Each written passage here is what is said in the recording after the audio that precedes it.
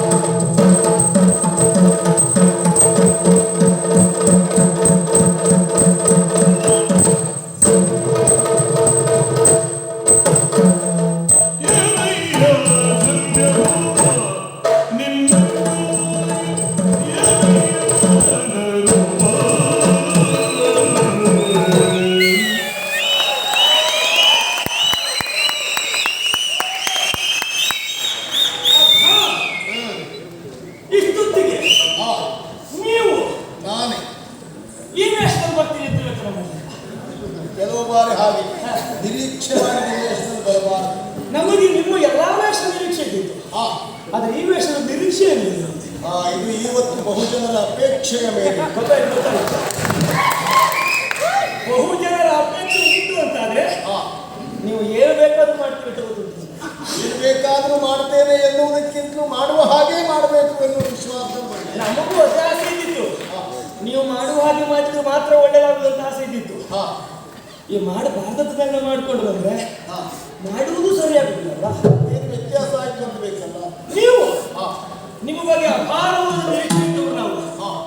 ಶಲ್ಯ ಭೂಪತಿಗಳು ಬಂದ್ರೆ ಹೀಗೆ ಬರಬಹುದು ಎನ್ನುವ ಹಾಗೆ 10 ದಿನಗಳು ಸೇನಾಧಿಪತ್ಯವನ್ನು ವಹಿಸಿಕೊಂಡಂತ ಆಚಾರ್ಯೇಶ್ವರು ಸರಳ ಮಂಚದಲ್ಲಿ ಹೊರಗಿದ ಮೇಲೆ ನಿಮ್ಮ ಮೇಲೆ ಒಂದು ನಿರೀಕ್ಷೆ ಇದ್ದಿತ್ತು ನಮಗೆ. ಇನ್ನು ಬರುವವರು ನೀವು ಅಂತ ಇಲ್ಲ. ಆಮೇಲೆ ಬಂದದ್ದು ಗುರು ದ್ರೋಣಾಚಾರ್ಯರು, ಹಿರಿಯವರು ಬರಬೇಕು. 5 ದಿನಗಳ ಪರ್ಯಂತ ಹೋರಾಟ ಮಾಡಿದವರು ಆಮೇಲೆ ಪ್ರಾಣವನ್ನು ಬಿಟ್ಟು ಹೋದ್ರು. ಆಮೇಲೆ ನಿರೀಕ್ಷೆ ನಾಳೆಯಿಂದಾದ್ರೂ ಇವರು ಬರಬಹುದು ಎನ್ನುವ ಹಾಗೆ. ಆಗಲೂ ನಿರೀಕ್ಷೆ ಮಾಡಿ 2 ದಿನ ಆಯ್ತು. ನಮ್ಮ ನಿರೀಕ್ಷೆ ಅಂತ ನೀವು ಬರಲಿಲ್ಲ. ಯಾಕೆ ಬರಲಿಲ್ಲ? ಇವತ್ತಿನ ದಿವಸ 15 ದಿವಸ ಇವತ್ತ ಅಲ್ಲ, ಯಾಕೆ ಬರಲಿಲ್ಲ? ಕಾರಣ ಏನು ಕಾರಣ? ಈ ಕೆಲವೆಲ್ಲ ದೊಡ್ಡ ದೊಡ್ಡ ತಂಡಗಳೆಲ್ಲ ಇದ್ದಾವೆ, ಮೊದಲೇ ಬರಬೇಕು ಅಂತ ಕುತ್ಕೊಂಡು.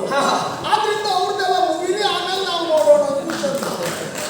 ನನಗೆ ಇವತ್ತು ಗೊತ್ತಾಯ್ತು. ಏನು ನೀವು ಬರಬೇಕಾದ ಸನ್ನಿವೇಶ ಬಂದಾಗ ದೊಡ್ಡ ತಲೆ ಬಗ್ಗೆ ಯೋಚನೆ ಮಾಡ್ತೀವಿ ಅಂತ ಗೊತ್ತಾಯ್ತು. ಖಂಡಿತ. ಯಾಕೆಂದ್ರೆ ಅವರ ದೊಡ್ಡ ಸ್ಥಿತಿಗೆ ಒಂದು ಮಾನ್ಯ ಕೊಡಲೇಬೇಕು. ಆದ್ರೆ ಶಲ್ಯ ಅಂತ ಹೇಳಿದ್ರೆ ಶಾಲು ಅಲ್ವಾ? ತಲೆಗೆ ಕಟ್ಟಿದರೆ ಮುಂಡ, ಹೌದು, ಚಂದ. ಹೆಗಲಲ್ಲಿಟ್ಟರೆ ಶಲ್ಯ, ಅದು ಶಾಲೆ ಬಹಳ ತಲೆಯಲ್ಲಿ ಹೆಗಲ ಮೇಲೆ ಇರಬೇಕಾದ ಶಲ್ಯ ಕಾಲನ್ನು ಒರೆಸುವುದಕ್ಕೆ ಅಡಿಗಡೆ ಹಾಕೊಂಡ್ರೆ ಸರಿ ಅಂತ ಕೇಳಿದ್ರು. ಅಷ್ಟೇ ಆದ್ರೆ ಸರಿಯಾದ. ನಮಗೀಗ ಮಾತ್ರ ಸಂತೋಷ ಆಯಿತು. ಪ್ರಾಮಾಣಿಕ ನೀವು ಕಾಣುವುದಕ್ಕೆ ವಯಸ್ಸಾಗೋದು ಗೊತ್ತಾಗದೆ ಇದ್ರು ವಯಸ್ಸಾಗಿದೆ ಅಂತ ಒಪ್ಕೊಂಡ್ರಲ್ಲ, ಅದನ್ನು ಮುಚ್ಚಿಡ್ಲಿಕ್ಕೆ ಆಗ್ತದೆ. ಹೌದು. ಮತ್ತೆ ನಾವು ಅದನ್ನು ತೋರ್ಪಡಿಸಿಕೊಳ್ಳುವುದಿಲ್ಲ ಎಂದು ಬೇರೆ. ಅದು ಬೇರೆ ಬೇಡ. ನೀವು ವಯಸ್ಸಾದದ್ದು ಗೊತ್ತಾಗೋದಿಲ್ಲ ನಿಮಗೆ. ಮಥನ ರೂಪ ಅಷ್ಟು ಚಂದ. ಹೌದಾ? ಮನ್ಮಥನನ್ನ ಬಿಟ್ರೆ ಆ ರೂಪದಲ್ಲಿ ಮತ್ತೊಂದು ರೂಪ ಅಂತ ಹೇಳಿದ್ರೆ ನೀವು ನೋಡಿ ಅಷ್ಟು ಚಂದ ಇದ್ದೀರಿ. ಆದ್ರೆ ನೀವು ಸೇನಾಧಿಪತ್ಯವನ್ನು ವಹಿಸಿಕೊಂಡು ಬರ್ತೀರಿ, ಕುರುಕ್ಷೇತ್ರದ ರಣಾಂಗಣಕ್ಕೆ ಹಾಗೆ ಭಾವಿಸಿದ್ರು. ಆದ್ರೆ ಸೇನಾಧಿಪತ್ಯವನ್ನು ಮಾಡಲಿಲ್ಲ, ಬದಲಾಗಿ ಸೂತ ಕಾರ್ಯವನ್ನ ಕೈಗೆತ್ತಿಕೊಂಡು ಬಂದವರಿದ್ದೀರಿ. ಸಾರಥ್ಯ ಸ್ಥಾನವನ್ನು ತುಂಬಿಸುವುದಕ್ಕೆ ನೀವು ಬಂದವರಿದ್ದೀರಿ. ನಿಜ. ಸಾರಥ್ಯ ಸ್ಥಾನ ತುಂಬಿಸುವುದಕ್ಕೆ ಬಂದದ್ದು ಆಕ್ಷೇಪಲ್ಲ ನಮ್ಮದು. ಮತ್ತೆ ಬಂದದ್ದು ಯಾರಿಗೆ ಸಾರಥ್ಯಾಗಿ ಎನ್ನುವುದು ಬೇಕು. ಇವತ್ತಿನ ದಿವಸ ನೀವು ಹೀನ ವೃತ್ತಿಯಾಗಿ, ಸಾರಥ್ಯತನ ಹೀನ ಅಂತಲ್ಲ, ನೀವು ಮಾಡುವ ಸಾರಥ್ಯ ಹೀನ. ಯಾಕೆ? ನೀವು ಸಾರಥ್ಯ ಮಾಡುತ್ತಿರುವುದು, ಸೂತತ್ವವನ್ನು ನಡೆಸುವುದು ಸೂತನ ಮಗನಿಗೆ. ಅಂತೂ ಇಲ್ಲಿಯೂ ಜಾಗ್ರತೆ ಮಾಡಿದ್ದೀರಿ ಎನ್ನುವುದು ಅರ್ಥ. ಯಾಕೆಂದ್ರೆ ಈ ಸಾರಥ್ಯತನ ಎನ್ನುವುದೇ ಹೀನ ವೃತ್ತಿ ಅಂತ ಹೇಳಿದ್ರೆ ಮುಖ ಮೇಲೆ ಮಾಡುವುದು ಹಾಗಾಗುತ್ತೆ. ನೀವು ಎದುರು ಬಂದಾಗ ನಾವು ಬಹಳ ಜಾಗ್ರತೆಯಿಂದಲೇ ಮಾತಾಡ್ತೀವಿ. ನಿಮ್ಮ ಅಭ್ಯಾಸ ನಮಗೆ ಸರಿ ಗೊತ್ತುಂಟು. ಎದುರಿದ್ದವರು ಏನು ತಪ್ಪಿ ಹೇಳ್ತಾರೋ ಅದನ್ನೇ ಹಿಡ್ಕೊಂಡು ಮತ್ತೆ ನಾವು ಹೇಳಬೇಕಾದಕ್ಕೆಲ್ಲ ಬಹಳ ತಲೆ ಕೆಡಿಸ್ಕೊಳ್ಳುವುದಿಲ್ಲ. ಆ ಬಗ್ಗೆ ವಿಶ್ವಾಸ ಉಂಟು. ಆಚೆ ಇದ್ದದ್ದು ಈಚೆ ತೆಕೊಂಡು ಹೇಳ್ತಾರೆ. ಆ ಬಗ್ಗೆ ವಿಶ್ವಾಸ ಉಂಟು. ನೀವು ಬರುವಾಗ ಬಹಳ ಏನು ತಲೆ ಕೆಡಿಸಿಕೊಂಡು ಬರುವುದಿಲ್ಲ. ಯಾಕೆ? ತಲೆ ಕೆಡಿಸಿಕೊಂಡು ಬಂದಾಗ ಅಪ್ಪಿ ತಪ್ಪಿ ಯಾವುದಾದ್ರೂ ಒಂದು ಹೊತ್ತಾಗ್ತದೆ, ಎತ್ತಿ ಬಿಸಾಡುವಂತ ಯೋಚನೆಯಲ್ಲಿ ನೀವು ಬರುವುದು. ಆದ್ರೆ ನಾವು ಮಾತ್ರ ಹಾಗಲ್ಲ, ಬಹಳ ಜಾಗೃತತೆಯಾಗಿ ಮುಂದುವರಿಸುವುದು. ಇತ್ತೀಚೆಗೆ ಸುದ್ದಿ ಉಂಟು. ಇತ್ತೀಚೆಗೆ ಮಜಾ ಮಾಡಿದ್ರು. ನೀವು ಸಿಕ್ಕಿದ್ರೆ ನಮಗೆ ಅಪರೂಪ ಬಿಟ್ರೆ ಇಲ್ಲಿವರೆಗೆ ನಾವು ಮುಖಾಮುಖಿ ಆಗತ್ತಿಲ್ಲ. ಇವತ್ತು ಆಗಿದ್ದೇವೆ. ಇದುವರೆಗಿನ ಕುರುಕ್ಷೇತ್ರದ 17 ದಿವಸದ ಯುದ್ಧದಲ್ಲಿ ಸಾರಥಿ ಎದುರಾಗಿ ಮಾತನಾಡಿದ್ದಿಲ್ಲ. ಇವತ್ತು ಮಾತನಾಡಬೇಕಾದ ಅನಿವಾರ್ಯ ಪರಿಸ್ಥಿತಿಯನ್ನ ನೀವೇ ತಂದಿಟ್ಟವರಿದ್ದೀರಿ. ಕರ್ಣನ ಬಂಡಿಯನ್ನು ನಡೆಸುವ ಈ ಹೀನ ಕೃತ್ಯ ಯಾಕೆ ಕರ್ಣ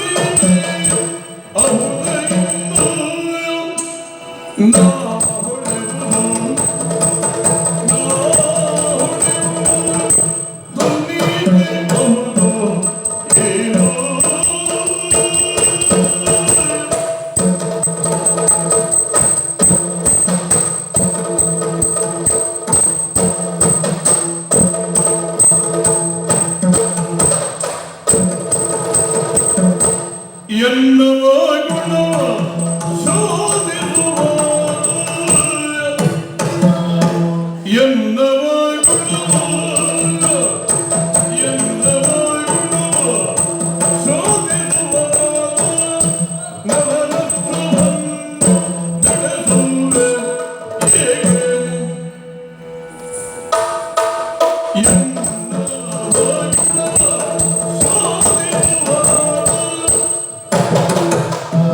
ಒಂದು ನಡೆಸುವೆ ನಡೆಸುವೆ ಏಕೆ ಮನಗೆ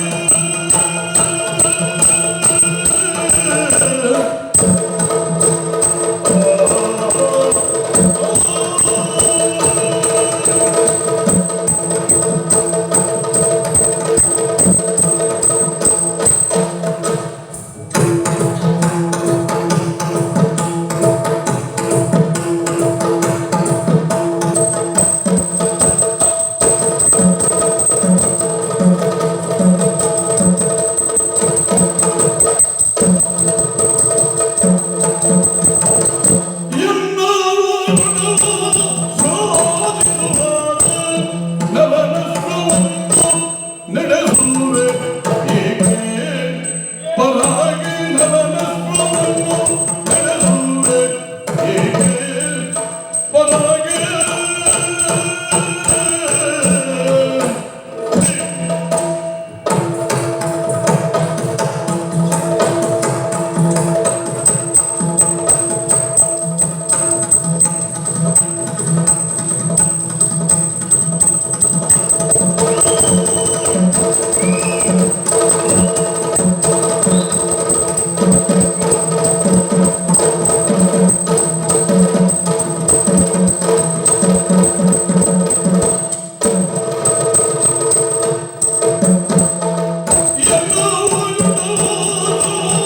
ಪರಾಗಿ ನವನತ್ವವನ್ನು ನಡೆಸುವೆ ಏಕೆ ಪರಾಗಿ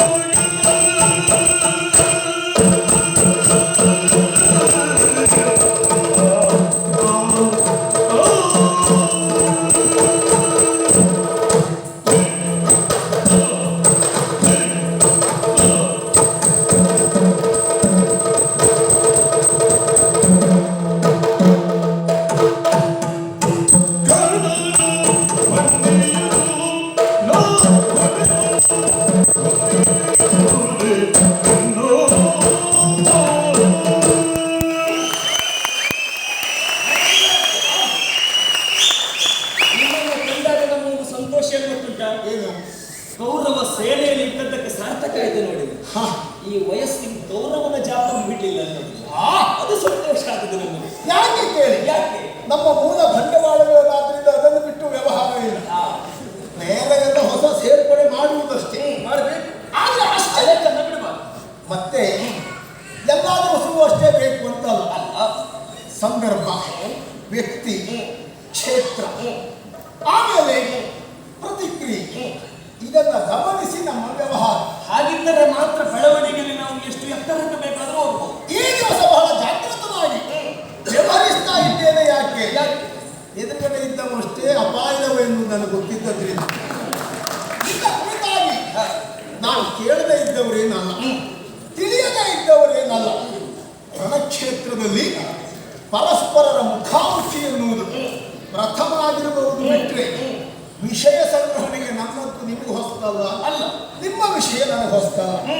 ಆದರೆ ಬಹಳ ವಿಶೇಷವಾದಂತಹ ಸಂದರ್ಭ ಇದು. ಯಾಕೆ ಕೇಳಿದ್ರೆ ಸಾರಥಿಗಳು ಭಯದ ಸಂಭಾಷಣೆ ಇದುವರೆಗೆ ಆಗಲಿಲ್ಲ.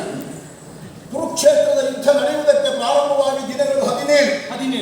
ಇಲ್ಲಿಯವರೆಗೆ ಭೀಷ್ಮಾಚಾರ್ಯರು, ದ್ರೋಣಾಚಾರ್ಯರು ಆಗಮಿಸಿದ್ದಾರೆ, ಹೋರಾಟವನ್ನು ನಡೆಸಿದ್ದಾರೆ. 10 ದಿವಸಗಳ ಪರ್ಯಂತರವಾಗಿ ಭೀಷ್ಮಾಚಾರ್ಯರು ಹೋರಾಟವನ್ನು ನಡೆಸಿ ಆಮೇಲೆ ಮಾಡಿ ಹೇಳಿ. ಬಹುಶಃ 10 ದಿವಸ ಯುದ್ಧ ಮಾಡಿದ ಭೀಷ್ಮಾಚಾರ್ಯರಿಗೂ ಅವರ ರಥದ ಸಾರಥಿ ಯಾರು ಅಂತ ಕೇಳಿದ್ರೆ ಪಕ್ಕನೆ ಉತ್ತರ ಕೊಡ್ಲಿಕ್ಕೆ ಕಷ್ಟ ಆಗ್ಬೋದು. ಯಾಕೆಂದ್ರೆ ಸಾರಥಿಗೆ ಮಹತ್ವ ಬಂದದ್ದಿಲ್ವೇ ಇಲ್ಲ. ಅಲ್ಲಿ ಏನಿದ್ದರೆ ಸೇನಾಧಿಪತಿಗೆ ಮಹತ್ವ. ಆದ್ದರಿಂದಲೇ ಅಂತಹ ಮಹತ್ವ ಎನ್ನುವುದು ಆ ದಿವಸ ಬರಲಿಲ್ಲ. ಈಗ ಹಾಗಲ್ಲ. ಆ ಕಡೆಯಲ್ಲಿ ನರನ ಸಾರಥಿಯಾಗಿ ನೀವು, ಕನ್ನಡಿಗೆ ಸಾರಥಿಯಾಗಿ ನಾನು. ಭೀಷ್ಮಾಚಾರ್ಯರು ರಣಕ್ಷೇತ್ರದಲ್ಲಿ ತನ್ನ ಸಾರಥ್ಯ ನೆನಪು ಮಾಡದೇ ಇದ್ರು ಸರ್ವರ ಮುಂಭಾಗದಲ್ಲಿ ಹೇಳಿದ್ದಾರೆ, ಸೂತನ ಬಲಮೇಳು ಪಾತ್ರರನ್ನ ದಾಟಿಸುವುದು ಕಷ್ಟ ಹೇಳಿದ್ದಾರೆ. ಸೂತನೊಬ್ಬ ರಣಕೌಶಲ್ಯವನ್ನು ಹೊಂದಿದವನಾದ್ದರಿಂದ ಹೇಗೆ ಬೇಕು ಹಾಗೆ ರಥವನ್ನು ನಡೆಸುವುದರ ಮುಖೇನ ನಾ ಪ್ರಯೋಗಿಸಿದ ಒಂದು ಪಾರ್ಥನಿಗೆ ತಾಗದೇ ಇದ್ದ ಹಾಗೆ ರಥವನ್ನು ನಡೆಸುತ್ತಾ ಇದ್ದಾನೆ ಎನ್ನುವ ಹಾಗೆ ಬೆಕ್ಕಸ ಬೆಳಗಾಗಿ ಆಮೇಲೆ ಮಾಡಿದ್ದಾನೆ ಅಂತ ಗೊತ್ತುಂಟು ನಿಮಗೆ. ಗೊತ್ತಪ್ಪ. ಅದಕ್ಕಿಂತಲೂ ಭೀಷ್ಮಾಚಾರ್ಯರು ಕರ್ಣನನ್ನ ನಿರಾಕರಿಸಿದರು, ಮಾತ್ರ ಅಲ್ಲ ತಿರಸ್ಕರಿಸಿದರು. ಅರ್ಥರತಿಕೆ ಇರುವಾಗ ಕೆಲವು ಬಾರಿ ಹಾಗೆ ಅವ ಯಾರು ಎನ್ನುವುದು ಪ್ರಧಾನ ಅಲ್ಲ. ಈ ದೊಡ್ಡವರನ್ನು ಆಕ್ಷೇಪಿಸುವುದಕ್ಕೆ ಪ್ರಾರಂಭ ಮಾಡಿದ್ನು ಅವನು ತೇಜೋವದೆ ದೊಡ್ಡವರು ಮಾಡದೆ ಬಿಡುವುದೇ ಇಲ್ಲ. ಒಂದು ಅವನ ಜೊತೆ ನಾವು ಬರುವುದಿಲ್ಲ ಅಂತ ಹೇಳ್ತಾರೆ, ಅದಂತ ಇದ್ರೆ ಅವನಿದ್ದಲ್ಲಿ ನಾವು ಬರುವುದಿಲ್ಲ ಅಂತ ಹೇಳ್ತಾರೆ. ಅಲ್ಲದೆ ಇದ್ರೆ ಏನಾದರೂ ಪ್ರಯತ್ನ ಮಾಡಿ ಮುಖಂಡನನ್ನಾದ್ರು ಹಿಡಿದು ಆ ದಿವಸ ಮಟ್ಟಿಗೆ ಅವರನ್ನ ಇದ್ದಷ್ಟು ಅದು ಮಾಡ್ಕೊಳ್ತಾರೆ.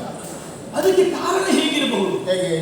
ದೊಡ್ಡವರ ಮುಂದೆ ಸಣ್ಣವರಾಗಿ ವ್ಯವಹರಿಸಬೇಕಾದ ಪರಿಜ್ಞಾನ ಅವರಿಗೆ ಇಲ್ಲದೆ ಇರುವುದರಿಂದ ಮತ್ತೆ ಯಾಕೆ ಸುಮ್ಮನೆ ಕೆಸರಿಗೊಂದು ಕಲ್ಲಾಕಿ ನಮ್ಮ ಶುಭ್ರವಸನವನ್ನು ಕೊಳೆ ಮಾಡಿಕೊಳ್ಳುವುದಿರುವ ಕಾರಣಕ್ಕಾಗಿ ದೂರ ಇದ್ದರೂ ಇರಬಹುದು. ವಸ್ತುಸ್ಥಿತಿಯನ್ನು ಮನಗಂಡು ವಿರೋಧಿಸುವುದಕ್ಕೆ ದೊಡ್ಡವ ಸಣ್ಣವ ಎನ್ನುವ ಭೇದ ಇಲ್ಲ. ಅದಕ್ಕೆ ಗೌರವ ಬಿಡುವುದಕ್ಕಾಗುದಿಲ್ಲ. ವಿಷಯ ಪ್ರತಿಪಾದನೆಯಲ್ಲಿ ಸಾಮರ್ಥ್ಯ ಉಂಟು ಅಂತಾದ್ರೆ ಯಾರು ಯಾರನ್ನು ಆಕ್ಷೇಪಿಸಬಹುದು. ಆ ಸಾಮರ್ಥ್ಯವೇ ಖಂಡಿತ. ಈಗ ನೀವು ಆಕ್ಷೇಪಿಸುವುದು ಆಧಾರರಹಿತವಾದದ್ದು, ಏನು ಪ್ರಯೋಜನ ಇದನ್ನ ಇದ್ದದ್ದು. ಅವನ ಈಗ ಏನಯ್ಯ ಶಲ್ಯ ಭೂಪ, ನಿನ್ನ ಅಂಗ ಏನಯ್ಯ ಮದನ ರೂಪ.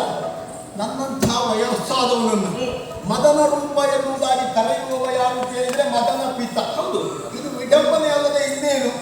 ನೀನು ನನ್ನ ಸೌಂದರ್ಯವನ್ನು ನೋಡಿ ಹೊಗಳಿದ್ದಲ್ಲ, ಮತ್ತೆ ನನ್ನ ಸೌಂದರ್ಯದ ಕುರಿತಾಗಿ ಒಂದು ರೀತಿಯ ಹಾಸ್ಯ ಮಾಡಿದ್ದು ಎನ್ನುವುದನ್ನ ತಿಳಿಯದೇ ಇದ್ದವನೇನು ಶಲ್ಯ ಭೂಪತಿ ಅಲ್ಲ. ನೀನು ಮಾಡಿದ ಕೆಲಸ ಹೇಗಾಯಿತು? ಗಾಜಿನ ಮನೆಯಲ್ಲಿ ನಿಂತುಕೊಂಡು ಹುಲ್ಲಿನ ಮನೆಯಲ್ಲಿ ಇರುವವರ ಮೇಲೆ ಕಲ್ಲು ಎಸೆದ ಹಾಗಾಯಿತು. ನಮ್ಮ ಕಾಲುಗುಣದಲ್ಲಿ ಕೊಳಕು ಬಿದ್ದಿರುವಂತಹ ಕುಂಬಳಕಾಯಿಯನ್ನು ನೋಡದೆ ಇದಿರುಗಡೆ ಅವನ ಸಾಸಿವೆ ಕಾಳು ಕೊಳಕದ್ದನ್ನು ಎತ್ತಿ ತೋರಿಸಿದ ಹಾಗಾಯಿತು. ನಮಗೊಂದು ಅಭ್ಯಾಸ ಏನು, ನಾವು ಮಾಡಾದ್ರೂ ತೊಂದರೆ ಇಲ್ಲ, ಎದುರಿದ್ದವರು ಒಳ್ಳೆದಾಗಿ ಎನ್ನುವ ಕಾರಣಕ್ಕಾಗಿ ಅವರ ಬಗ್ಗೆ ಎತ್ತುವ ಪ್ರಯತ್ನ ಮಾಡಿ. ಹಾಗಂತ ಇಷ್ಟುವರೆಗೆ ನೀ ಹಾಳು ಮಾಡ್ಕೊಂಡು ಯಾರನ್ನು ಒಳ್ಳೇದು ಮಾಡಿದ್ ನಾವೇನು ಕೇಳಿ. ಹಾಗಾದ್ರೆ ಯೋಚನೆ ಮಾಡಿ, ನಾ ಹಾಳಾಗಿಲ್ಲ ಎನ್ನುವುದು ಸತ್ಯಲ್ಲ, ನಮ್ಮಲ್ಲಿ ಏನು ಪಡೆಯಲಿಲ್ಲ ಅಂತ. ಮತ್ತೆ ಒಬ್ಬನ ವಿಷಯವನ್ನು ನಾವು ಆಕ್ಷೇಪಿಸಬೇಕು ಅಂತಾದ್ರೆ ನಮ್ಮಲ್ಲಿ ನೈತಿಕವಾಗಿ ಎಲ್ಲವೂ ಪರಿಪೂರ್ಣವಾಗಿ ಅದು ನಿನ್ನಲ್ಲಿ ಉಂಟು ಅಂತ ಕೇಳಿದ್ರಿ. ಕೇವಲ ಕನ್ನಡ ಮಂಡಿಯನ್ನು ನಾವು ನಡೆಸುತ್ತಾ ಇರುವುದೇ ಹೀನ ಕಾರ್ಯ. ಇದು ನಿಮ್ಮಂತವರಿಗೆ ಸರಿಯಾದದ್ದಲ್ಲ ಅಂತ ಹೇಳ್ತಾ ಇದೆಯಲ್ಲ. ಹೇಳುವ ನಿನಗೆ ನೈತಿಕತೆ ಉಂಟಾ? ನಾನು ಒಬ್ಬ ಭೂಪಾಲ, ನೀನು ಹಾಗಲ್ಲ, ನೀನು ಗೋಪಾಲ. ಗೋಪಾಲನಾಗಿರುವಂತಹ ನೀನು ಕೇವಲ ಗೋಪಾಲನ ಕೇಳಿದ್ರೆ ಅದು ಅಲ್ಲ, ಈ ಲೋಕವನ್ನೇ ಪರಿಪಾಲಿಸುವ ಎನ್ನುವುದಾಗಿ ನಿನ್ನನ್ನೆಲ್ಲ ಕೊಂಡಾಡುವುದು. ದೇವೇಂದ್ರನೇ ಗೋವಿಂದರಾಜ ಪಟ್ಟಾಭಿಷೇಕ ಮಾಡಿದ್ದಾನೆ, ಹೌದಲ್ಲ? ಗಿರಿ ಪೂಜೆಯ ಪ್ರಕರಣ. ನಾವೆಲ್ಲ ಒಂದು ಸೀಮಿತವಾದಂತಹ ಪ್ರದೇಶಕ್ಕಷ್ಟೇ ಭೂಪಾಲ. ಈ ಲೋಕವನ್ನೇ ಭೂತಳವನ್ನೇ ಪಾಲಿಸುವವ ಯಾರು ಕೇಳಿದ್ರೆ ನೀನು. ನಿನ್ನಂತಹ ಒಬ್ಬ ಶ್ರೇಷ್ಠ ವ್ಯಕ್ತಿ, ನಿನ್ನಂತಹ ಒಬ್ಬ ಹಿರಿದಾದಂತಹ ಸ್ಥಾನವನ್ನ ವ್ಯಕ್ತಿ ನರನ ರಥವನ್ನು ನಡೆಸುವುದು ಇದು ಸರಿಯ? ಕರ್ಣನ ರಥವನ್ನು ನಾನು ನಡೆಸುವುದು ತಪ್ಪೇ ಹೌದು ಅಂತಾದ್ರೆ, ಹೀನಪ್ರತ್ಯೇ ಹೌದು ಅಂತಾದ್ರೆ, ಕೇವಲ ನರನಾಗಿರುವಂತಹ ಅರ್ಜುನನ ರಥದಲ್ಲಿ ಸಾರಥ್ಯವನ್ನ ನೀನು ಕೈಗೊಳ್ಳುವುದು ನಿನ್ನ ವ್ಯಕ್ತಿತ್ವಕ್ಕೂ ಇದು ಭೂಷಣ ಅಲ್ಲವೇ ಅಲ್ಲ. ಹಾಗೆ ಮಾಡಿದೆ ಅಂತಾದ್ರೆ ನೀನು ವ್ಯಕ್ತಿತ್ವವನ್ನು ಕಡಿಮೆ ಮಾಡಿಕೊಂಡ ಹಾಗೆ ನನ್ನ ಅವಗುಣಗಳನ್ನ ಶೋಧಿಸುವ ನಿನಗೆ ತಾನು ಮಾಡಿದ್ದು ಕೀಳು ಮಟ್ಟದ ಕಾರ್ಯ ಎನ್ನುವುದರ ಅರಿವು ಯಾಕಾಗಲಿಲ್ಲ ಅಂತ ಕೇಳುವುದು. ನಾನು ಅದಕ್ಕೆ ಯಾಕೆ ಅರಿವು ಮಾಡಿಕೊಂಡಿಲ್ಲ ಅಂತ ಹೇಳಿದ್ರೆ, ನಮಗೂ ನಿಮಗೂ ಹೋಲಿಕೆ ಮಾಡೋದ ಹೊರಟರೆ ನೀವು ಬಂದ ಮಾರ್ಗ ಸರಿ.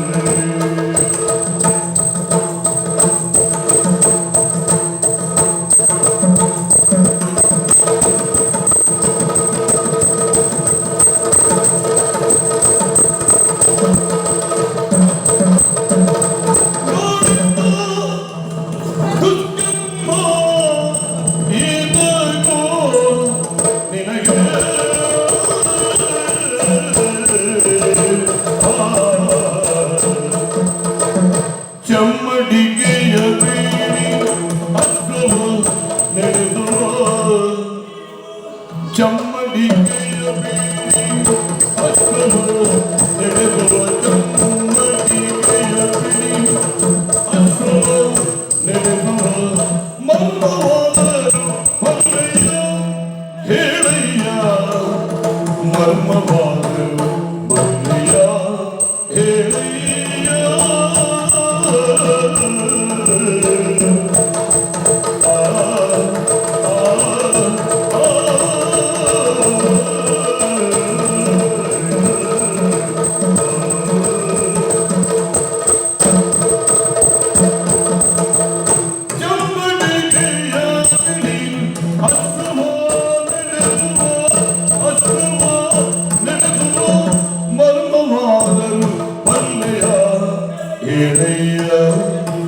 ಮರ್ಮವಾದರು ಅಣ್ಣಯ್ಯ ಹೇಳಯ್ಯ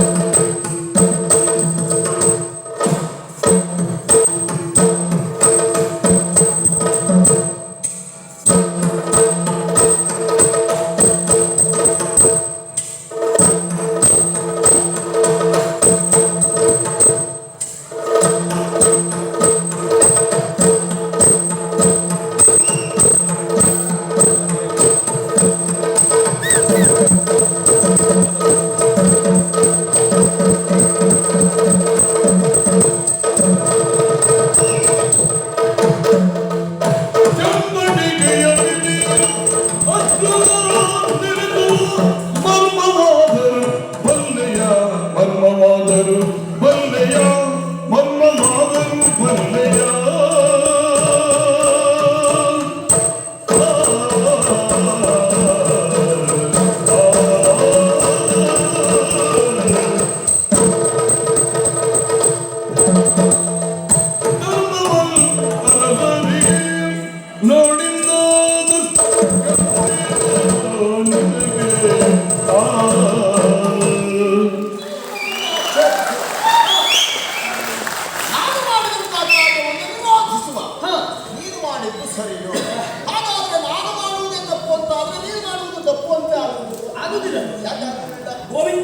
ಅಭಿಷೇಕ ಆದದ್ದು ನನಗೆ ಸತ್ಯ. ಅಖಂಡ ಬೊಮ್ಮಣ್ಣನ ಒಡೆಯ ನೀನು ಕೃಷ್ಣ ಎನ್ನುವ ಹಾಗೆ ಹೇಳಿದರು. ಹಾಗಂತ ಈಗ ಕಾಣುವುದಕ್ಕೆ ಒಡೆತನವನ್ನು ಉಂಟ ಇಲ್ಲ. ಒಂದೊಂದು ನಾಡಿಗೆ ಒಬ್ಬ ಬಡವದಿ ಬಂತು. ನಮ್ಮಲ್ಲಿಗೆ ಅಣ್ಣ ಭಗವದ್ರ, ನಿಮ್ಮಲ್ಲಿಗೆ ನೀವು ಹಸ್ತಿನಾವತಿಗೆ ವರ್ತಮಾನ ಕಾಲಕ್ಕೆ ಸುಯೋಧನ ಅಲ್ವಾ? ಆದ್ರೆ ನಾ ಸಾರಥ್ಯವನ್ನು ಮಾಡಬಹುದು. ಯಾಕೆ? ಸಾರಥಿಗಳು ಪ್ರಚಲಿತದಲ್ಲಿದ್ದವರು 4 ಮಂದಿ ಅಲ್ವಾ? ಒಂದು ತ್ರಿಪುರವದಿಗೆ ಬ್ರಹ್ಮ ಸಾರಥ್ಯ, ರಾವಣನವರಿಗೆ ಮಾತಲಿಯ ಸಾರಥ್ಯ, ಈಗ ಅರ್ಜುನನಿಗೆ ಕೃಷ್ಣ ಸಾರಥ್ಯ, ಪಾಂಡು ಚಕ್ರವರ್ತಿಗಳಿಗೆ ಶಲ್ಯ ಸಾರಥ್ಯ ಅಲ್ವಾ? ಇದೆಷ್ಟು ಲೋಕ ಒಪ್ಪಿದ ಮೆಚ್ಚಿದ ಸಾರಥ್ಯ. ನೀವು ಪಾಂಡು ಚಕ್ರವರ್ತಿಗಳಿಗೆ ಸಾರಥ್ಯವನ್ನು ಮಾಡಿ ಅಖಂಡ ಬೊಮ್ಮಣ್ಣನ ದಿಗ್ವಿಜಯವನ್ನು ಮಾಡಿ ಕಪ್ಪಗೊಂಡು ಸೂರೆಗೊಂಡು ಹಸ್ತಿನಾವತಿಯ ಭಂಡಾರವನ್ನು ತುಂಬಿಸುವುದಕ್ಕೆ ಪ್ರಮುಖ ಪಾತ್ರ ನಿಮ್ಮದ್ದು. ಅದರ ಕುರಿತು ಯಾರು ಆಕ್ಷೇಪ ಮಾಡಲಿಲ್ಲ. ಯಾಕೆ? ನೀವು ಚಕ್ರವರ್ತಿಗಳಿಗೆ ಸಾರಥ್ಯ ಆಗದು. ಆದ್ರೆ ಇಲ್ಲಿ ಮಾತ್ರ ಹಾಗಲ್ಲ.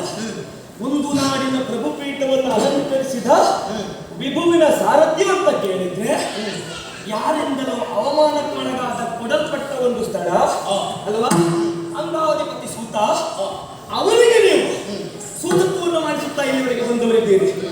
ಮತ್ತೆ ಇದು ಧರ್ಮವಲ್ಲ. ಯಾಕೆ ಯಾಕೆ ನೀವು ಮಾತ್ರ ದೇಶದಿಂದ ಆ, ಒಂದಕ್ಷೋಣಿ ಸೇನಾಬಲವನ್ನು ಕೂಡಿಕೊಂಡು ಇತ್ತ ಮುಖ ಮಾಡಿದ್ದು ಯಾಕೆ? ಪಾಂಡವರಿಲ್ಲ ಆ, ಯಾಕೆ ಪಾಂಡವರಿಗಾಗಿ ನಾನು ಸಹಾಯ ಮಾಡಬೇಕು ಅಂತ ಯೋಚನೆ ಮಾಡಿದ್ದೀರಿ? ಅಖಂಡ ಭೂಮಂಡಲ ಆಳ್ವಿಕೆಯನ್ನು ಹೊರಬೇಕಾದ ಧರ್ಮನಿಷ್ಠನಾದಂತ ಧರ್ಮರಾಯನೇ ಆಧಿಪತ್ಯವನ್ನು ಸ್ವೀಕರಿಸಬೇಕು ಎನ್ನುವ ಕಾರಣಕ್ಕಾಗಿ ಅಲ್ವ? ಉದ್ದೇಶ ಅಷ್ಟೇ. ಧರ್ಮವನ್ನು ಸಂರಕ್ಷಣೆ ಮಾಡುವುದಕ್ಕಾಗಿ, ಧರ್ಮದ ಉಳಿವಿಗಾಗಿ ಧರ್ಮರಾಯನಿಗೆ ತನ್ನ ಬಲವನ್ನು ವಿನಿಯೋಗ ಮಾಡುತ್ತೇನೆ ಅಂತ ಹೇಳಿದ ನೀವೇ ಇಲ್ಲಿಗೆ ಬರುವುದರ ಮುಖ್ಯ ಯಾವುದೋ ಒಂದು ಹೊತ್ತಿನ ಊಟ ಊಟ ಊಟ ಮಾಡುವಾಗ ಏನೋ ಒಂದು ಕೂಟ, ಊಟದಲ್ಲಿ ಊಟ ಎಲ್ಲ ಆದ್ಮೇಲೆ ನಾವು ಏನಾಗಿ ಹೋದ್ರೆ ಅಂತ ಕೇಳಿದ್ರೆ ಹೇಳಲಿಕ್ಕಾಗುದಿಲ್ಲ. ಆಗುವುದು ಅನ್ನದಾತ ಸುಖಿ ಭವ ಅಂತ ಹೇಳಿದ್ರಂತೆ. ಅವರಪ್ಪ ಊಟ ಏನೊಂದು ಮಾಡಿ ಬರೇ ಊಟ ಆದ್ರೆ ಏನೂ ಮಾಡುದಿಲ್ಲ. ಊಟ ಜೊತೆಗೆ ಕೆಲವಷ್ಟು ಸೇರಿದ್ರೆ ಮಾತ್ರ ಊಟ ಆಗುವುದು. ಅದು ಅಲ್ಲದೆ ಊಟಕ್ಕೆ ಅಷ್ಟೊಂದು ಬೆಲೆ ಬರುವುದಕ್ಕೆ ಸಾಧ್ಯವಿಲ್ಲ. ನಿಮ್ಮದ್ದಾದ್ದು ಅವತ್ತು ಹಾಗೆ ಅಂತೆ. ಆಗ ಮರೆಯಿಂದ ಸುಯೋಧನ ಈಚೆ ಬಂದ. ಆಗ ನೀವು ಅವನ ಪಕ್ಷವನ್ನು ಸೇರಿದವರಿದ್ದೀರಿ. ಅಭಯ ಕೊಡ್ತಿದ್ದೆ. ನೀವು ಯೋಚನೆ ಮಾಡಬೇಕಿತ್ತು. ಊಟ ಹಾಕಿದ್ದಾರೆ ಎನ್ನುವ ಕಾರಣಕ್ಕಾಗಿ ಧರ್ಮ ಬಿಟ್ಟು ವ್ಯವಹರಿಸಬೇಕಾಗುವುದಿಲ್ಲ. ಊಟ ಕೊಟ್ಟವ ಎಂತವನೇವಾಗಿ ನೋಡಬೇಕು.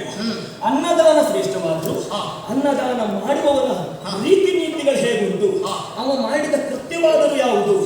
100 ತಪ್ಪನ್ನ ಮಾಡಿ 100 ಅಧರ್ಮದ ಕಾರ್ಯವನ್ನ ಮಾಡಿ 101ನೇಯಾಗಿ ಒಳ್ಳೆ ಕಾರ್ಯವನ್ನ ಮಾಡ್ತೇನೆ ಅಂತ ಹೊರಟರೆ ಅವ ಧರ್ಮವಂತ ಎನ್ನುವ ಪ್ರತಿಷ್ಠಾಪನೆ ಆಗುವುದಿಲ್ಲ.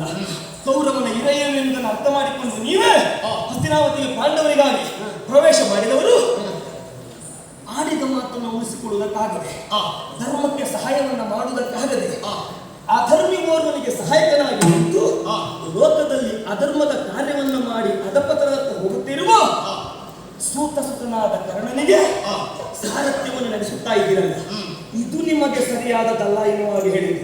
ಮತ್ತೆ ಇನ್ನೊಂದು, ಇವತ್ತಿನ ದಿವಸ ಕುರುಕ್ಷೇತ್ರದ ರಣಭೂಮಿಯಲ್ಲಿ ಕರ್ಣನ ರಥಕ್ಕೆ ಸಾರಥಿಯಾಗಿ ಬಂದ ನೀವು ಚಮ್ಮಟಿಕೆಯನ್ನ ಹಿಡಿದು ರಣಕ್ಷೇತ್ರದಲ್ಲಿ ಅಶ್ವ ಯಾಚೆ ಹೋಗಬೇಕು, ಆಚೆ ಈಚೆ ಹೋಗುವಾಗ ಮಧ್ಯದಲ್ಲಿ ಏನು ಅಡ್ಡ ಬರ್ತದೆ ಎನ್ನುವುದನ್ನ ತಿಳಿದು ರಥವನ್ನು ನಡೆಸುವ ಮರ್ಮವನ್ನು ಆ ಮರ್ಮದ ಕಥೆ ಬಿಡು. ನಿನ್ನ ಒಳಮರ್ಮ ಏನು? ಹರಿನಿಂದ ಮಹಿಮೆಯನು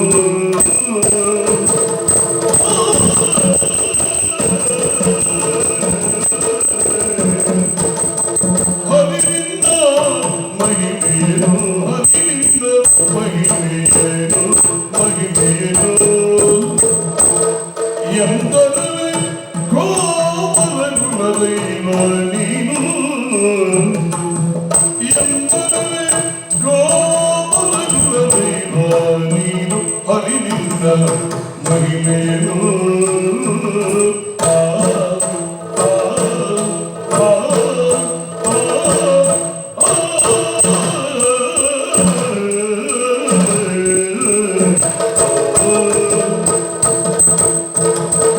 ತುಲಯ ಲಕ್ಷಣವೇನ ಬಂದೆ ಹೇಳಿ ಮುದರೆ ತುಲಯ ಲಕ್ಷಣವೇನ ಬಂದೆ ಹೇಳಿ ಮುದರೆ ಜಗದ ಸಮ್ಮತಿ ಬೆರೆದು ಕೈ ಮುಗಿದು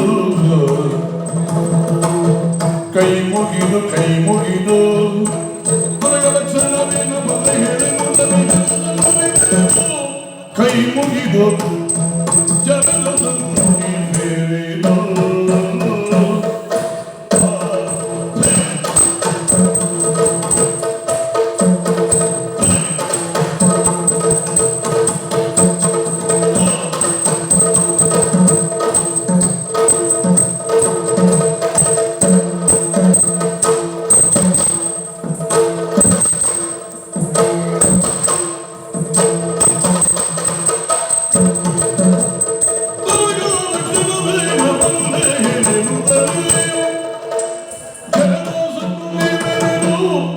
ಕೈ ಮುಗಿದು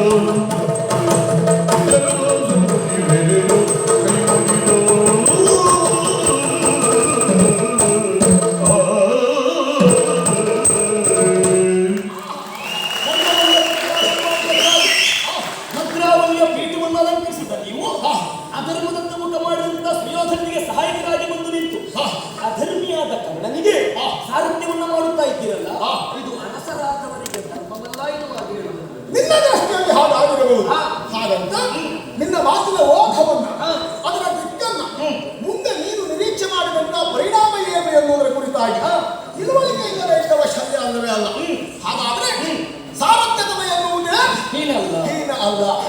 ಕರ್ಮನ ಸಾರಥ್ಯತನವನ್ನು ಕೈಗೊಂಡದ್ದು ಹೀನ. ಯಾಕೆ ಕರ್ಮನನ್ನು ಆ ರೀತಿಯಾಗಿ ಗುರುತಿಸಬೇಕು? ಶ್ರೇಷ್ಠ ಏನು?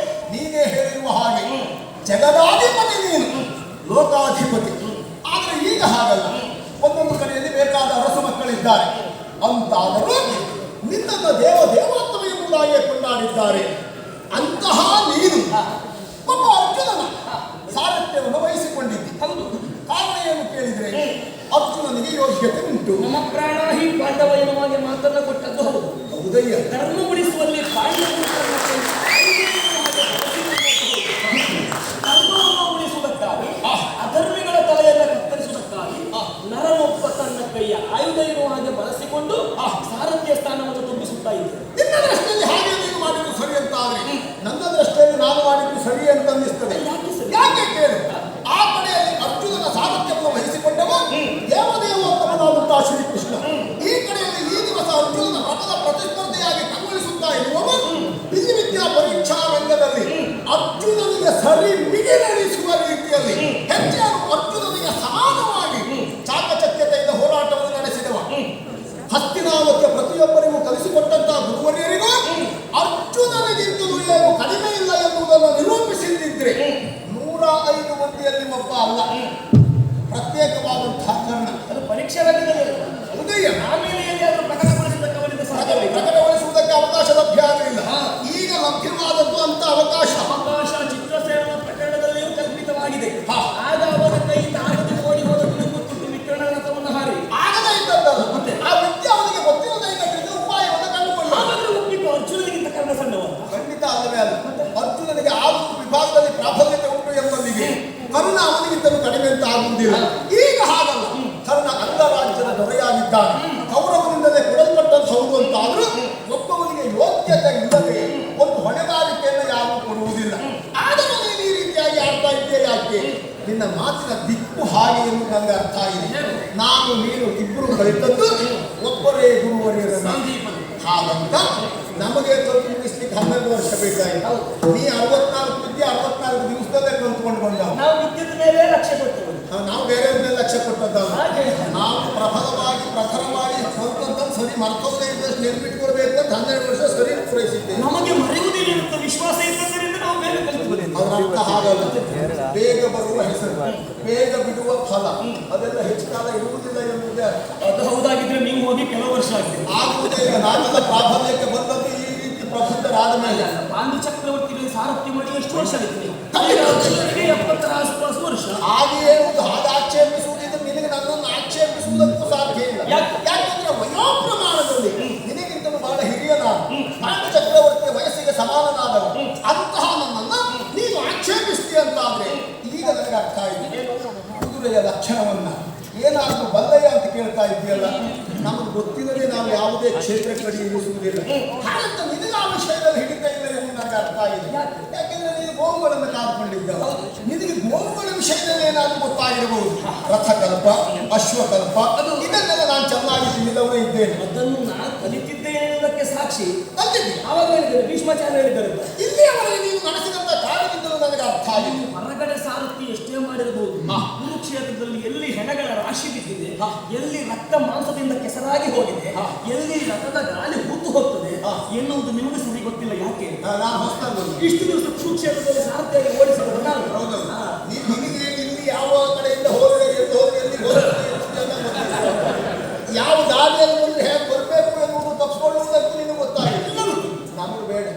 ನಾವು ಪ್ರಥಮವಾಗಿ ಬಂದಿದ್ದೇವೆ ಅಂತ ಕ್ಷೇತ್ರ ಪರಿಚಯ ಇಲ್ಲ ಅಂತ ಹೇಳುವುದು ಬೇಡ. ನೀನು ನಾವೆಲ್ಲ ಒಂದು ಹೀಗೆ ಆಲೋಚನೆ ಮೇಲೆ ಹೋಗಿ ಬಂದ್ಬಿಡ್ತೇವೆ. ಆಲೋಚನೆ ಮೇಲೆ ಹೋಗಿಯೇ ಬರುವುದು ತೊಂದ್ರಿಲ್ಲ, ಹೋಗಿ ಮಾಡಬೇಕಾಗಿ ಹಾಗೆ ಹೇಳುವುದು ಹೌದು ಅಂತ ಆದ್ರೆ ಕರ್ಣನಿಗೆ ಸಮಾನವಾಗಿ ಕರ್ಣನ ಜಯವನ್ನು ಪಡೆಯುವುದಕ್ಕೆ ಬೇಕಾಗಿ ಸಮರ್ಥವಾದಂತಹ ಸಾರಥ್ಯವನ್ನು ನಾನು ಕೈಗೊಳ್ತೇನೆ. ಯಾಕೆಂದ್ರೆ ಆ ವಿಷಯದಲ್ಲಿ ನನಗಷ್ಟು ಅನುಭವ ಇದ್ದದ್ರಿಂದ. ಭೂಪತಿಗಳೇ, ಆದರೂ ನಾನು ಯಾಕೆ ಈ ಮಾತನ್ನು ಹೇಳಿದೆ? ಯಾಕೆ?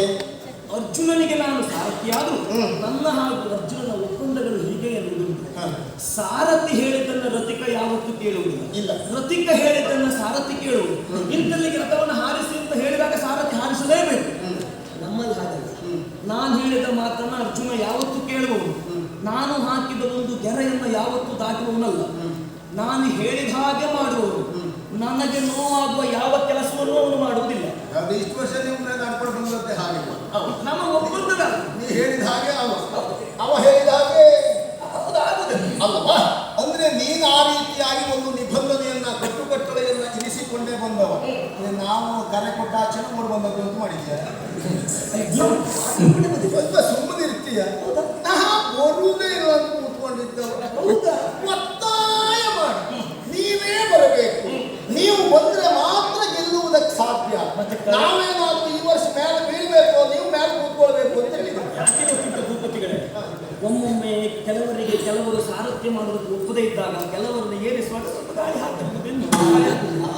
ಹಾಕುವುದೇ ಹೌದು ಅಂತಾದ್ರೆ ಆ ಗಾಳಿ ಆಚರಣೆ ಆಗ್ತದೆ. ಅದೇ ಈ ಕಡೆಗೆ ಮಾತ್ರ ಗಾಳಿ ಹಾಕುವುದು. ನಾನು ನಿಬಂಧನೆಯನ್ನ ಸಲ್ಲಿಸೇ ಬಂದವು. ಹೀಗೆ ಆಗಬೇಕು ಎನ್ನುವುದಾಗಿ ಒಪ್ಪಂದವನ್ನು ಮಾಡಿಕೊಂಡೇ ಬಂದವು. ಅದನ್ನು ನಿನ್ನ ಹತ್ರ ಹೇಳುವುದಿಲ್ಲ. ನಿಮ್ಮ ಹತ್ರನೆಲ್ಲ ಕೇಳ್ತಾರೆ ಅಂತ ಒಪ್ಪಿದ್ದ. ನಿನ್ನ ಮಾತು ಹೇಗಾದ್ರೂ ನಮ್ಮ ಬಾಯಿ ಬಿಡಿಸಬೇಕು ಅಂತಲ್ವ? ನೀನ್ ಹೇಗೆ ನಿಬಂಧನೆಯನ್ನು ಹೇರಿ ಬಂದಿದ್ದೀಯೋ ನಾವು ಹೀಗೆ ಆಗಬೇಕು, ನಾವಿದ್ದಷ್ಟೊತ್ತು ಹಾಗೆ ಆಗಬೇಕು. ಮತ್ತೆ ಇವತ್ತು ಬೆಳಿಗ್ಗೆ ಗಲಾಟೆ ಮಾಡ್ಕೊಡ್ತೀನಿ ನೀವು ಸ್ವಲ್ಪ ಸುಮ್ಮನೆ ಇರ್ತೀಯ. ಅಲ್ಲ, ಅದು ಇತ್ತೀಚೆಗೆ ಹಾಗೊಂದು ಆಗಿದೆ. ನಾವು ಸ್ವಲ್ಪ ದೊಡ್ಡಕ್ಕೆ ಮಾತಾಡಿದ್ರು ಅದನ್ನು ಗಲಾಟೆ ಅಂತ ಹೇಳುವ ಒಂದು ವರ್ಣ ಸೃಷ್ಟಿ ಆಗಿದೆ. ನಿಜವಾಗಿ ಗಲಾಟೆ ಏನು ಮಾತಿಗೆ ಮಾತಾಡೋದು ನಮ್ಮ ಸ್ವರವೇ ತಾರಕದ ಸ್ವರ ಅಲ್ಲ. ಹಾಗಾಗಿ ಅದು ಗಲಾಟೆ ಜನಬಿಂಬಿತ ಆದದ್ದು ನಿಜವಾದ ಗಲಾಟೆ ಅಲ್ಲ. ಅದೆಲ್ಲ ಮುಗಿವಾದಂತಹ ಕಥೆ. ಹಾಗಂತ ನಾವಿಲ್ಲಿಗೆ ಬರುವಾಗ ಕೌರವನಿಗೆ ಮೊದಲಾಗಿಯೇ ಕಟ್ಟಪ್ಪಣೆ ಮಾಡಿದ್ದೇವೆ. ಕರ್ಣನ ಸಾರಥ್ಯವನ್ನು ಕೈಗೊಳ್ಳುವುದಕ್ಕೆ ತೊಂದರೆ ಇಲ್ಲ. ಯಾವುದೇ ಸಂದರ್ಭದಲ್ಲಿಯೂ ಕರ್ಣ ನನ್ನ ಮಾತಿನಂತೆ ನಡೆಯಬೇಕು, ನಡೆಯತಕ್ಕದ್ದು. ಇಲ್ಲದೆ ಇದ್ದರೆ ಎಲ್ಲಿಯಾದರೂ ನನ್ನ ಮಾತನ್ನ ಕರ್ಣ ವಿರೋಧಿಸಿದಂತಾದ್ರೆ ಆ ಕ್ಷಣಕ್ಕೆ ಚಮ್ಮಟಿಕೆ ನನಗೆ ಬೇಕಾದ ಯಾವತ್ತೂ ನೀವು ಆಡಿದ ಮಾತಿಗೆ ತಗೊಳ್ಳಲ್ಲ. ಊಟ ಮಾಡಿದಾಗ 1 ಲಕ್ಷ ಸೇನೆಯನ್ನ ಕೌರವನ ಸಮೀಪ ಇಟ್ಟು ಧರ್ಮರಾಯನ ಹತ್ತಿರ ಬಂದವರಲ್ಲ. ಅಲ್ಲೂ ಒಂದು ಮಾತು ಹೇಳಿದ್ರಂತೆ, ನಾನೇನು ಕೇಳುವುದಿಲ್ಲ. ಆ ಮಾತು ನೆನಪಿರಬೇಕು. ಇವತ್ತು ನನ್ನೆಲ್ಲ ಆಡಿದ ಮಾತು ನೆನಪಿರಬೇಕು. ಮತ್ತೆ ಇಲ್ಲಿ ಈ ರಣಕ್ಷೇತ್ರದಲ್ಲಿ ಮಾತಿಗೆ ತಪ್ಪುವುದು, ಮೋಸ ಮಾಡುವುದು, ಇದಕ್ಕೆಲ್ಲ ಯಾರು ಗುರು ಎನ್ನುವುದು ನಿಮಗೂ ಗೊತ್ತಿರಬಹುದು. ಹಾಗಾಗಿ ನಾವೇನು ಹೊಸದಾಗಿ ಮಾಡಬೇಕಾದದ್ದಿಲ್ಲ. ಆದ್ರೆ ನಿನ್ನದು ಒಂದು ಲಕ್ಷಣ ಅಡ್ಡಿಲ್ಲ ಪುಣ್ಯ. ಯಾವುದು? ಆ ಸುಗಾಡ ನಿನ್ನ ಮುಂದೆ ಬಿಳಿ ನಗೆಯನ್ನು ಎಂತವರನ್ನೂ ಮಂಗ ಮಾಡ್ತೇನೆ. ನಾನು ನಿಜವಾಗಿ ಈ ಗುಟ್ಟನ್ನು ಹೇಳಬಾರ್ದು ಅಂತ ಕಾದುಕೊಂಡಿದ್ದವ. ನನ್ನಂಥವ ಬಾಯಿ ಬಿಡಿಸಿಬಿಟ್ಟಿಯಲ್ಲ ನನ್ನ ನಿಬಂಧನೆಯನ್ನು. ಸಂದರ್ಭಗಳು ಹಾಗೆ ಎದುರಿದ್ದವರು ತಿನ್ನಬೇಕಾದನ್ನು ತಿನ್ನಬೇಕಾಗ ಹಾಗೆ ಕೆಂಪಾಗಿರ್ತದೆ. ನಮಗೆ ಏನು ಬೇಕು ಅದನ್ನು ಸ್ವೀಕಾರ ಮಾಡೋದ್ರಿಂದ ಬೆಳಿಬೇಕಾಗಿರ್ತದೆ. ನಾವು ಯಾಕೆ ತಿನ್ತೇವೆ ಎನ್ನುವುದು ನನ್ನ ಹಾಗೆ ಅನುಭವ ಇದ್ದವರಿಗೆ ಗೊತ್ತು. ನಮ್ಮೊಳಗೆ ನಡೆಯಬೇಕಾದಂಥ ಮಾತುಕತೆಗಳು ಇಷ್ಟು, ನಿನಗೆ ಬೇಕಾದ ಇಷ್ಟು. ನಾವೇ ಮಾತಾಡ್ತಾ ಇದ್ರೆ ಮಾತಾಡೋರಿಗೆ ಇವತ್ತಿನ ಪ್ರಸಂಗ ಯಾವುದು? ಶಲ್ಯ ಕೃಷ್ಣರ ಕಾಲದ ಅಲ್ಲ. ಇಷ್ಟೊತ್ತಾದ್ಮೇಲೆ ನಿಮಗೆ ಗೊತ್ತಾಯ್ತಲ್ಲ, ಅದೇ ಸಂತೋಷ. ಇಷ್ಟೊತ್ತಾದ್ಮೇಲೆ ಗೊತ್ತಾದದ್ದಲ್ಲ, ನನಗೆ ಮೊದಲೇ ಗೊತ್ತುಂಟು. ಈ ಸಂದರ್ಭಕ್ಕೂ ನಾವು ಇಷ್ಟು ಮಾತಾಡದೇ ಇದ್ರೆ ಮತ್ತೆ ಪ್ರಸಂಗ ಮುಗಿಯುವಲ್ಲಿವರೆಗೆ ನಮಗೆ ಅವಕಾಶ ಇಲ್ಲ.